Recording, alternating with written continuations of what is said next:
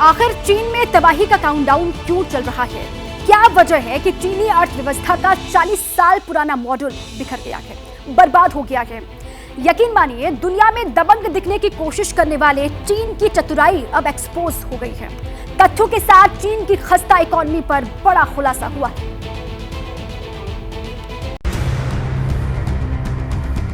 अगर ये चीन की चमक है,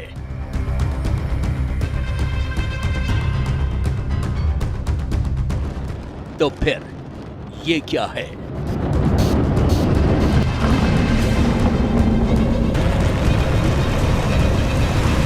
और अगर ये सच्चाई है,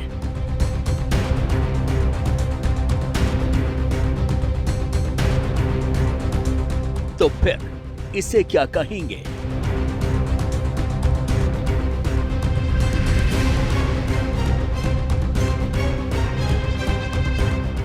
ये दिखावा है।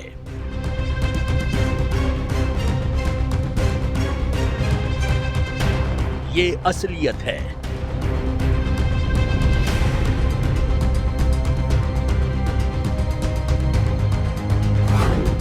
ये वो तस्वीर है जो चीन दुनिया को दिखाना चाहता है, लेकिन सच्चाई इससे कोसों दूर है। फिलहाल चीन में विनाश, बर्बादी, मुफलिसी और मुसीबतों का राज है।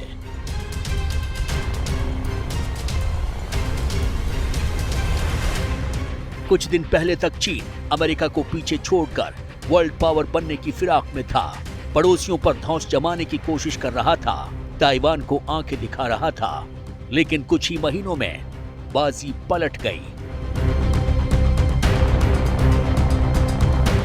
आज चीन की अर्थव्यवस्था पर संकट के बादल मंडरा रहे हैं।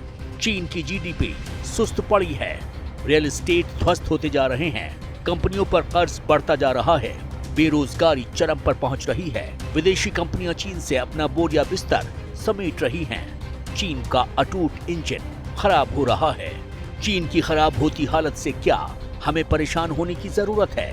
तो इसका जवाब है हाँ, क्योंकि दुनिया की फैक्ट्री माने जाने वाले चीन में बेरोजगारी 42% तक हो चुकी है।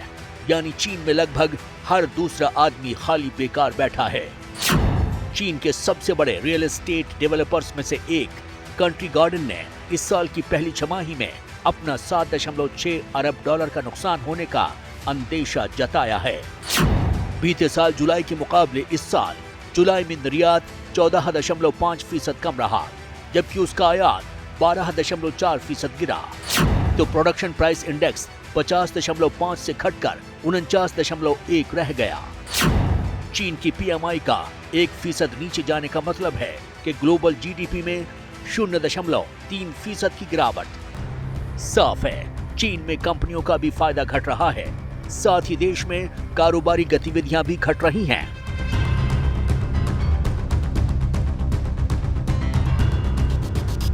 जो चाइना वर्तमान समय में क्राइसिस ऑफ क्रेडिबिलिटी झेल रहा है और सप्लाई चेन्स का जिस तरह से विड्रॉल हो रहा है, उसकी वजह से चाइना की इकॉनमी पर एक बड़ी चोट पहुंची है और चाइना की इकॉनमी इस समय लगातार जो है ख़राब परफॉर्म कर रही है। और जाहिर है कि चाइना का चाहे वो हाउसिंग सेक्टर हो, चाहे वो बैंकिंग सेक्टर हो, चाहे अन्य महत्वपूर्ण सेक्टर्स हों, उसमें काफ़ी इस समय वर्तमान समय में अस्थिरता देखी जा रही है।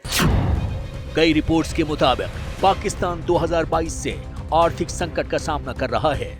चीन को ब्याज भी नहीं देता है। ऐसा लग रहा है कि देश में आंतरिक आर्थिक मार की वजह से धीरे धीरे चीन की हालत भी पाकिस्तान की तरह खराब हो सकती है। पिछले दिनों अमेरिकन अखबार वॉल स्ट्रीट जर्नल ने अपनी एक रिपोर्ट में दावा किया, चीन पिछले 40 साल के सबसे बड़े मंदी के दौर में जा चुका है और वो ऐसे समय में जा रहा है जहां उसकी आर्थिक गति बहुत धीमी होगी। अर्थशास्त्रियों का मानना है कि चीन अपने विदेशी निवेश और व्यापार को खतरे में डाल रहा है। ये आर्थिक कमजोरी छोटे समय के बजाय लंबे समय तक जारी रह सकती है। रिपोर्ट में साफ साफ इस बात का जिक्र था कि अब चीन के आर्थिक विकास का मॉडल टूट गया है। वॉल स्ट्रीट जर्नल की एक रिपोर्ट के मुताबिक आने वाले समय में चाइना की अर्थव्यवस्था एक खराब दौर से गुजरने जा रही है।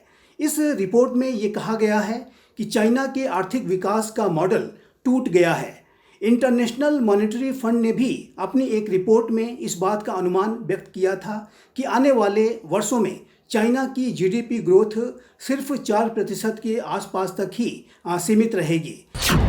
कोरोना के बाद चीन में आई इस सबसे बड़ी आफत के लिए सबसे बड़े जिम्मेदार सत्ता पर काबिज शी जिनपिंग हैं। उनकी विस्तारवादी नीतियों, छोटे और गरीब देशों को कर्ज के जाल में फंसाने की वजह से भी चीनी अर्थव्यवस्था के पैर डगमगाए हैं। जिनपिंग देश के हालात को दुनिया के सामने नहीं लाना चाहते, लेकिन उनके एक और झूठ का पर्दाफाश हो चुका है। जैसे ही घड़ी का काटा दोपहर 2:30 पे आए, बबीता जी का दिल सास बहू साजिश के लिए मचल जाए। और ये है इनकी बहू, पूरे दिन ऑफिस की टेंशन हो जाए गॉन जब ये करें अपना फेवरेट शो फ्री टाइम पे ऑन। इनकी तरह आप भी देखिए अपना फेवरेट शो अपने टाइम पर और डाउनलोड कीजिए एबीपी लाइव ऐप अपने स्मार्ट टीवी पर।